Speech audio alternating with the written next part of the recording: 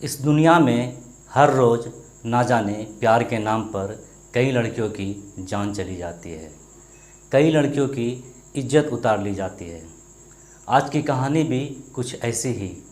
आज की कहानी में एक लड़की अपने माता पिता के समझाने के बावजूद भी वो समझने के लिए तैयार नहीं होती।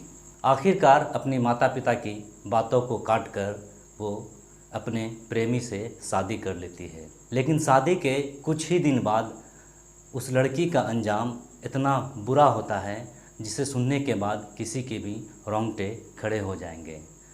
आदाब, नमस्कार। मैं हूं आपका दोस्त जुनैद अनवर। आज की जो सच्ची घटना सुनाने जा रहा हूं, ये सच्ची घटना है ग्वालियर के पिछनौर गांव की। 25 अक्टूबर के दिन के 11 बजे एक लड़की जिसकी उम्र लगभग 22 वर्ष थी, हैरान परेशान भागते हुए वे ग्वालियर थाने में पहुंचती है। पुलिस वाले को लड़की की हालत देखकर कुछ अनहोनी की आशंका हो रही थी।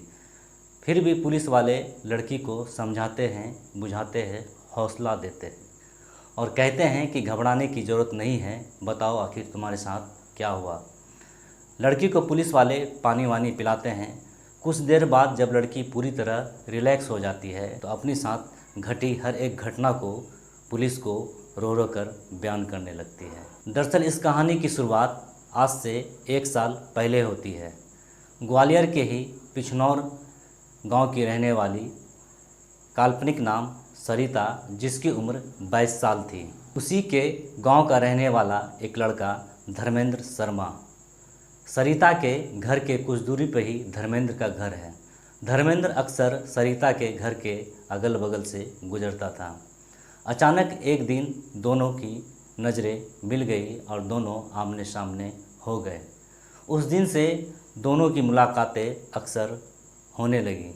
ये मुलाकातें धीरे धीरे प्यार में बदलने लगा।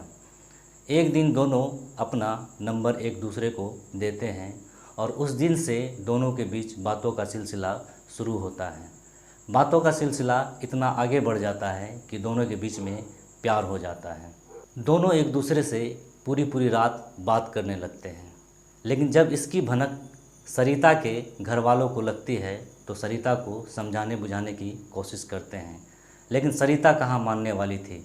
सरिता भी धर्मेंद्र के प्यार में पूरी तरह पागल हो चुकी थी। जब सरिता के घर वाले सरिता को समझाने के बावजूद सरिता नहीं समझती है तो वो सरिता पे धर्मेंद्र से अलग होने का दबाव बनाने लगती है।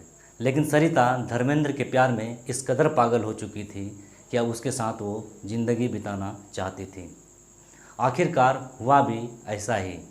15 अप्रैल 2023 को धर्मेंद्र सरिता को फ़ोन करता है और कहता है कि मैं तुमसे शादी करना चाहता हूँ। सरिता भी धर्मेंद्र के साथ ज़िंदगी गुजारने के लिए तैयार ही थी। घर वाले के विरोध के कारण सरिता धर्मेंद्र के साथ भाग जाती है।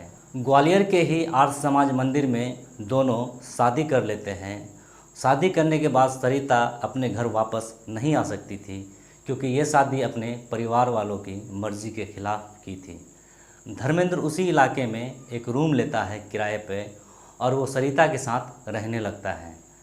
कुछ दिन तक ये रिश्ता ठीक ठाक चलता है, लेकिन महीने भर के अंदर ही धर्मेंद्र सरिता पे दबाव बनाने लगता है, उसको टॉर्चर करने लगता है।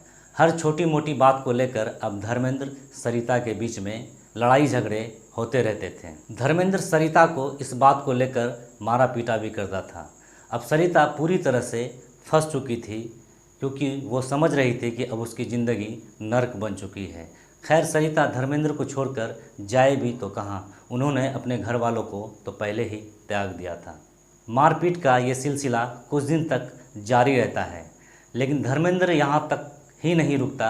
धर्मेंद्र इससे भी आगे कदम उठाने लगता है।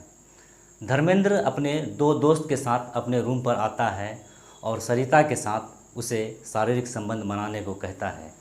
जैसे ही ये बात सरिता को पता चलती है, सरिता इसका विरोध करने लगती है, लेकिन सरिता के विरोध का असर कहाँ होने वाला था। आखिरकार धर्मेंद्र के दबाव के कारण सरिता डर से धर्मेंद्र के दोनों दोस्त के साथ धर्मेंद्र के ही सामने शारीरिक संबंध बनाने लगती है।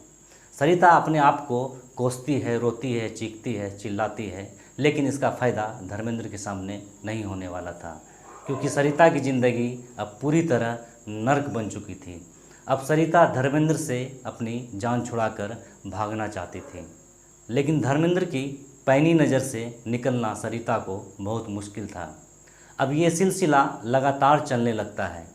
जब भी धर्मेंद्र के दोस्त को मन होता था, वो आता था, सरिता के साथ रेप करता था, बलात्कार करता था। ये सिलसिला लगभग 5 महीनों तक चलता रहा। सरिता भी पूरी तरह टूट चुकी थी। सरिता को ऐसा लगता था शायद वो अपनी ज़िंदगी ख़त्म कर इस चीज़ से छुटकारा पा ले। इस 5 महीनों के दौरान धर्मेंद्र के दोस्तों ने लगभग सैकड़ों से अधिक बार सरिता के साथ रेप जैसी जघन्य अपराध को अंजाम दिया। अब सरिता उस दलदल से, उस नर्क से निकलने का रास्ता ढूंढ रही थी। आखिरकार एक दिन सरिता को वो रास्ता मिल गया। जैसे ही सरिता को मौका मिलता है, वो उस कमरे से, उस घर से भाग निकलती है और भागते हुए सीधे ग्वालियर थाना पहुंचती है। ग्वालियर थाना पहुंचने के बाद अपने पति धर्मेंद्र और उनके 2 दोस्त के बारे में पुलिस को पूरी आपबीती सुनाती है। ग्वालियर पुलिस सरिता के बयान पर धर्मेंद्र और उनके 2 दोस्त के खिलाफ मुकदमा दर्ज कर लेती है, लेकिन 2 से 3 दिन के अंदर में ही पुलिस धर्मेंद्र को गिरफ्तार कर जेल भेज देती है। लेकिन उनके 2 दोस्त अभी भी पुलिस के गिरफ्त से बाहर हैं। पुलिस लगातार दोनों दोस्त को छापेमारी कर ढूंढ रही है। अब देखने वाली बात यह है कि धर्मेंद्र और उनके 2 दोस्त को कानून क्या सज़ा देती है। अब सवाल ये है कि आखिर सरिता ने अपनी माता पिता की बात को ना मानकर अपनी ज़िंदगी को नरक तो बना ही ली। काश सरिता अपने माता पिता की बातों को मान लेती तो उसकी ज़िंदगी आज नर्क होने से बच जाती। इस घटना में फ़िलहाल इतना ही। इस घटना को लेकर आप क्या सोचते हैं कमेंट्स करके ज़रूर बताइएगा। आप अगर इस चैनल पर नए हैं तो प्लीज़ चैनल को सब्सक्राइब कर दें, वीडियो को लाइक कर दें। शुक्रिया।